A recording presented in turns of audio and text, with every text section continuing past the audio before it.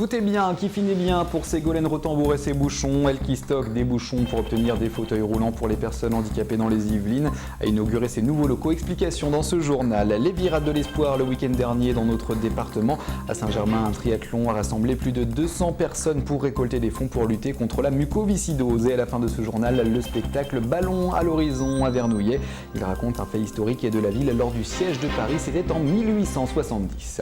Bonjour à toutes et à tous. Le dénouement pour Ségolène Rotembourg et ses bouchons. L'Yvelinoise qui se bat pour la qualité de vie des personnes handicapées dans les Yvelines a enfin inauguré ses nouveaux locaux à Croissy-sur-Seine. Nous avons assisté à l'inauguration de ce nouveau hangar. C'est avec Christelle Gilbert et Aurélien Lange. Le sourire aux lèvres, Ségolène Rotembourg voit enfin le bout du tunnel. Elle inaugurait ce jeudi à Croissy-sur-Seine un terrain de 440 mètres carrés sur le site de la Lyonnaise des Eaux pour y stocker ses bouchons en plastique. Un long parcours semé d'embûches commencé il y a 5 ans à Chatou avec la création de son association Handicap Prévention. En 2008, la commune de Chatou expatrie l'association de Ségolène pour récupérer le terrain prêté. Commence alors une longue recherche jusqu'en mai 2010. Aujourd'hui, c'est un nouveau départ pour Ségolène et son association. Beaucoup d'émotions, une grande chaleur, une nouvelle famille qui s'ouvre à nous. Du coup, on peut continuer nos actions et sans eux, on aurait tout fermé. Les bouchons, une fois récoltés puis transformés, permettront de financer du matériel pour les personnes handicapées. À ce jour, plus de 456 000 tonnes de bouchons ont été recueillis. Alors plutôt que de les laisser traîner dans la poubelle, donnez-leur une seconde vie en les déposant dans les 275 lieux de collecte d'handicap prévention. Et au Vésinet, du changement sur le projet de logement sur le terrain de l'hôpital. 600 étaient initialement prévus. Il n'y en aura finalement que 400. Chiffre confirmé par le sous-préfet des Yvelines, Philippe Cour, lors du dernier conseil municipal Vésigondin. À Port-Marly, ce mardi, tous les maires des Yvelines étaient réunis, à l'image des universités, des partis politiques. Les premiers magistrats des communes yvelinoises étaient tous réunis, quelle que soit leur étiquette, et ils ont abordé différents sujets pour améliorer la qualité de vie dans notre département. Aurélien Flamand y était ce matin au Port-Marly. Depuis 4 ans, c'est un rendez-vous prisé des acteurs de la vie municipale. L'université des maires s'est tenue ce mardi à Port-Marly. Au programme pour les édiles, des tables rondes et des formations. Le but, faire partager ces expériences.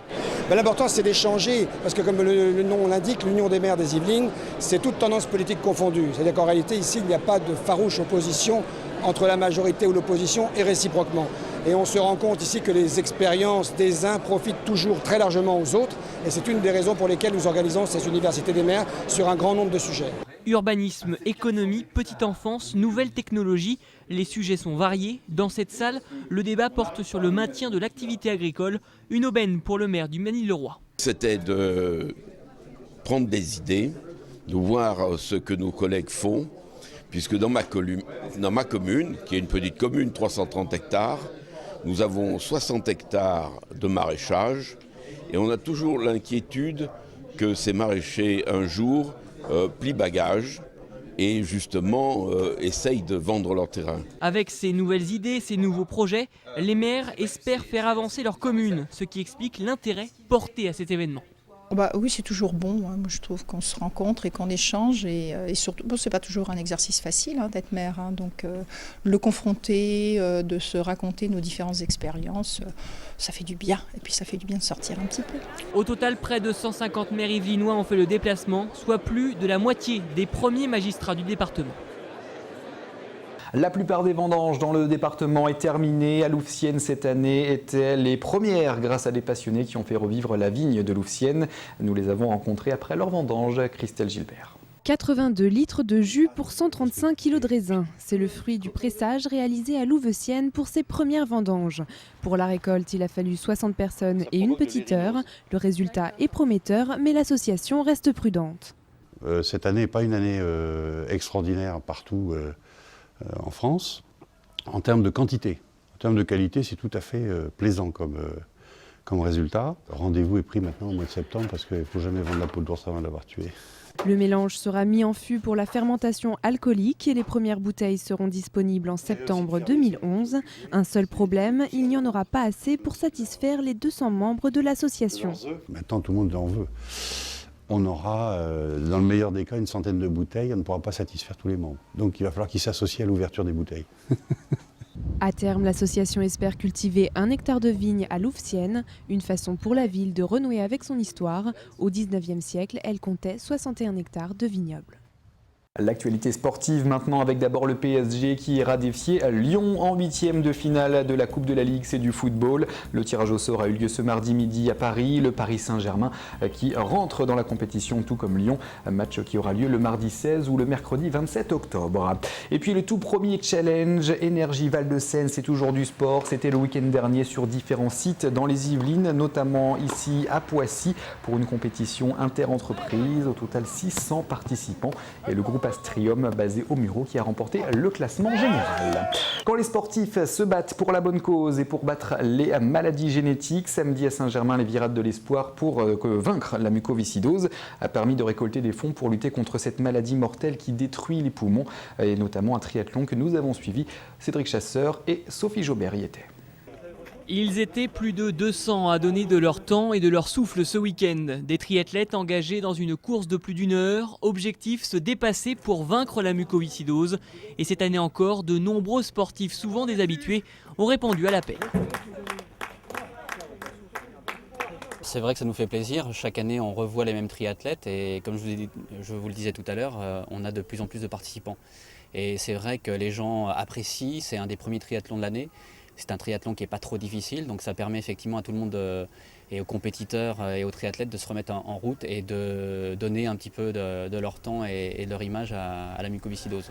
Au programme, 500 mètres de natation, 20 km de VTT et 5 km de course à pied, avec un parcours dans la forêt de Saint-Germain. Un peu de pluie et un terrain glissant ont rendu l'exercice difficile. Du coup, les triathlètes terminent plutôt épuisés. Ah, c'est dur. Oh, c'est la forme hein, quand même, je sais pas combien je suis ni combien de temps j'ai mis, mais bon, c'était sympa. Animés par la volonté de bien faire et de se battre contre la mucoviscidose, ces sportifs ne lâchent rien et sont heureux de pouvoir, à leur façon, lutter contre la maladie. C'est ce qu'on voulait en fait représenter par notre action, de faire cette course tous les deux, et donc on a respecté de bout en bout, de la piscine, enfin de la natation au vélo jusqu'à la course, cette devise qu'on s'était fixée au départ de le faire ensemble pour la lutte contre la mucoviscidose. Faire des efforts et faire des efforts aussi pour les autres, c'est faire des efforts personnels, des efforts pour les autres, c'est formidable on va dire. C'est une bonne œuvre et chaque année, c'est ma deuxième année que je le fais en fait, et ça permet de découvrir un nouveau sport que les gens ne connaissent pas forcément en loisir, donc le triathlon. Et pour les mucos, je trouve ça intéressant de voir autre chose que des marches à pied, des courses comme ça et tout ça. Faire autre chose dans le cadre de la mucoviscidose, je trouve ça très bien. Avec les 25 € de participation par athlète, l'association Vaincre la mucoviscidose récolte les 2/3 de son budget annuel. De l'argent qui servira notamment à la recherche pour vaincre enfin une maladie génétique mortelle qui touche 6000 personnes en France. Et pour faire un don, n'hésitez pas à vous rendre sur le site internet de Vaincre la mucoviscidose, www.vaincrelamuco.org.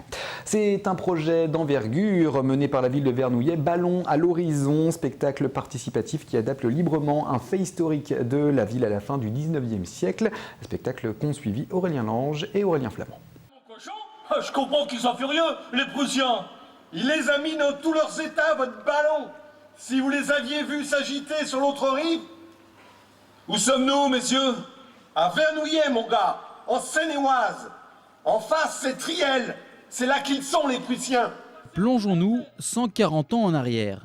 À l'époque, Paris est encerclé par les Prussiens et pour communiquer avec la province, 2 aventuriers s'évadent de la capitale en ballon.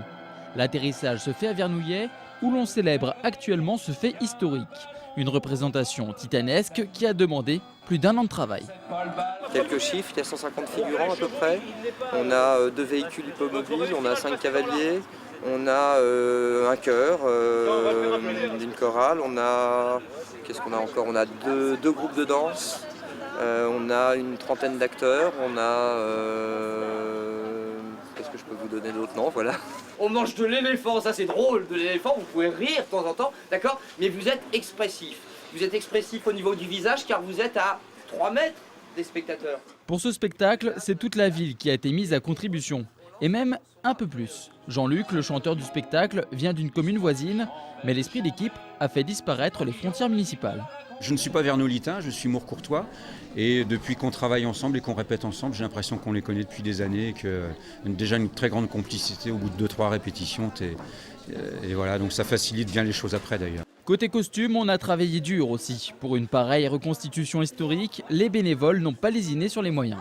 Il y a eu de la couture, on a fait des jupes, des tenues pour les danseuses.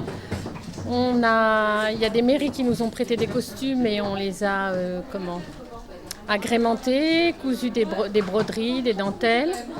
Et on a aussi loué des costumes militaires parce que ça c'était des choses très précises qu'on n'avait pas. Le spectacle aura réussi le pari de rassembler les vernolitains. Et en mairie, on reçoit déjà de nombreuses demandes pour renouveler l'événement. Les 2000 places d'accueil pour les 2 représentations n'étaient vraiment pas suffisantes. Le journal d'information d'Yvelines Première et les informations de votre département sont toutes les demi-heures sur notre chaîne et à retrouver sur notre site internet www.yvelines1.com. À bientôt.